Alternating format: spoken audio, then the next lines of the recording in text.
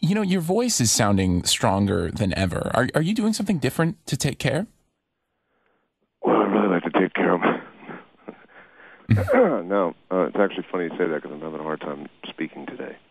I'm not really doing anything different. It's as much a surprise to me as it might be to listeners right now. The live shows, I think it's held up pretty well.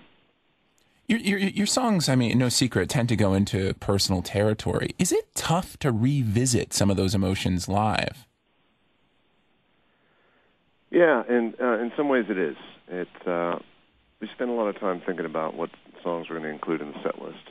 You know, and some as we experimented in rehearsals, just didn't feel right anymore. Just didn't feel appropriate. And others that I may have dismissed at one time or another for whatever reason felt like they had a new life to them. And it really amounts to what we feel right playing. But when you do play a song live, you get kind of teleported into it as a vessel, kind of, and it it can take you into places, or it does for me. I'm not just singing the words, and I become the delivery method of that song.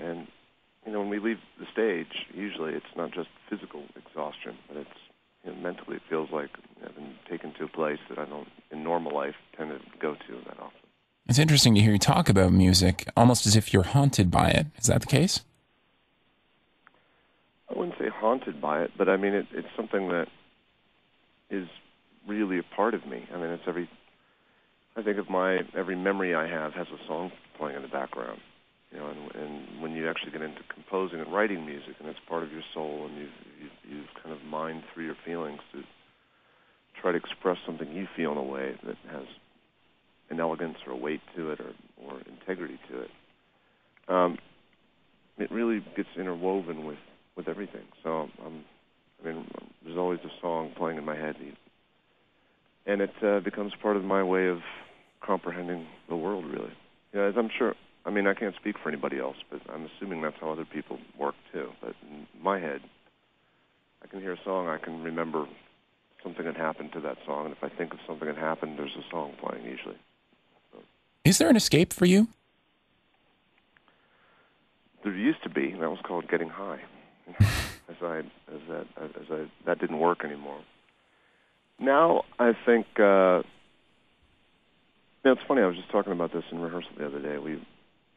I'm in a pretty tense period right now. We're ramping up for the new tour, which doesn't just mean a couple days of rehearsal. We're doing an entirely new production. There's a lot of new songs in the set list. There's even some shifts in personnel in ways of presenting it, all positive things. But it's a lot of stress right now. And I was thinking, someone was asking me question on top of question about just details, and then reached that point where it's like, just give me a second. Yeah. The answer to everything right this minute. I said, this is in my old life. This would be when it's time. Let's have a beer and just let the steam off. But now just find ways to deal with it. And I kind of enjoy the workload, and I enjoy the process. Not saying I don't get irritated and overwhelmed at times, but I can deal with it. So it's not like I go golfing. That's not what I do. Fans think about music in such serious tones, I suppose. How does comedy play a factor in keeping it together? I'd say in terms of the execution of rehearsals and staying sane through the process of doing that. I'd say in the creative process, not that there aren't light moments in the studio, but I don't consciously use comedy as a tool when I'm thinking of, for me personally, when I'm writing music or arranging it. It's pretty serious business. I've never been asked that question, so interesting. What is music to you? You read about all these old blues artists who saw music as almost water. What about you? Is it color? Is it shapes? I think it's visual more than anything to me. I think I'll often when I really thought about this is when I worked on the Ghost record a few years ago. Mm-hmm. And I'd realized most of the time I sit down to compose, it had been to eventually shape that into something that was going to be a song. Have words and a melody and some format that, is a 3 to 6 minute kind of chunk of thing that would have a structure that was, pop song structure type thing. But I realized a lot of what I would draw from initially fishing for ideas and experimenting were visual references, where if I just sat down and didn't think, picture something in my mind, often a literal scene, and then start to dress that scene with sound, that led into something that might get shaped into an interesting textural or chord change idea that becomes an element of a song later down the road. With the Ghost record, I eliminated the whole song process and just stuck with the first step and made it very impressionistic about I would visually think of something, and that could be a scene in a film, or that could be in a place I've been, that could be some place I've never been or imagined, that could be a kind of feeling that had some, usually a visual component, and then just start to paint that into something that sounded like it embellished or felt right for that. Do you apply that almost theater viewpoint on music to set lists, taking people on a journey? Yeah, very much.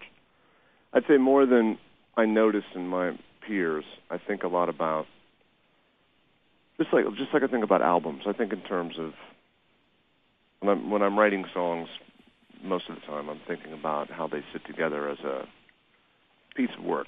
A 10-song to 15-song, 45 minutes, an hour-long chunk of a thing. And when I think about a set list, I think about if you're coming to see us, and let's say you're seeing us in a theater, where you'll be seated.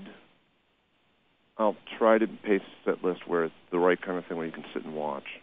If it's something that's small club, more violent, confrontational type setting, it might be a more aggressive, in-your-face reaction kind of set. If it's something in an arena where it could be a little of all those things, and you're dealing with a larger space that usually sounds bad and feels not like the perfect environment. It's a place that wasn't meant to hear music in. It was meant for sports, usually. Mm-hmm. Try to think of some way to transform that space into a place that feels like I went and you saw a good film or a good play or something that started in one place, evolved into something else, sonically, emotionally, visually, and winds up at some other place. That hopefully includes whatever elements I'm drawing upon, intimacy or aggression or detachment, whatever it might be. What about fame? I mean, like a doctor, do you have to almost normalize the oddities that come with the profession? Some good questions. Rapid fire. Catch me. These are all good. As an older man, as an adult, I find it much easier to put in perspective the aspect of fame than it felt when it crept up on me fairly unexpectedly in my mid-20s. I think I'm much better equipped to understand it, realize its fleeting nature, realizing the pros and cons. That's really the best I can say. I mean, I look at it with kind of detached amusement now in some ways, but I don't define myself by it. There were times when you go from being basically an introvert to everybody wanting to invite you to the party or throw a party for you. The most popular guy kind of feeling, and that was strange. Set on top of your world shifting in terms of I can actually pay the gas bill, or I could consider buying a house. I never even thought about that. I didn't know you could buy a house. I didn't thought in those terms. All that stuff landing at the same time can distort your personality and be difficult to deal with. How do you trust? No, I mean, it's just a matter, again, of having a kind of, I think, a balanced perspective. And it's not that people outside have changed. I feel my reaction to scenarios have changed, and my kind of putting things in balance and understanding what I kind of consider as fake, or I'm trying to avoid swearing right now with my vocabulary. Just putting things in perspective, really, for lack of a better way of explaining it.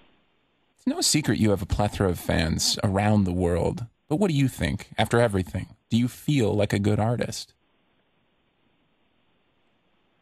I feel like I'll say this. I am happy with myself right now, and I'm happy with the work I've done. I'm happy with the catalog of work I've done. I feel there's more to say, and there's a lot more I'm capable of, and I need pushed to find that.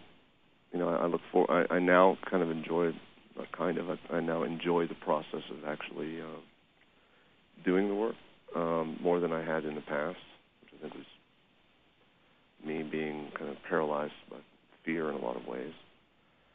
I'm proud of what I've done, and I think I've done what I've done for the right reason, and I've tried to keep the often seductive and potentially dangerous aspects of career and money in the right place. That's my take on it. I mean, others may disagree, but I feel pretty good about things. Trent, thank you so much for talking to me today. Did I do okay? You did brilliantly. That was fantastic. All right. Really enjoyed it, man. Thanks. It was nice not hearing the same old stuff. I appreciate it.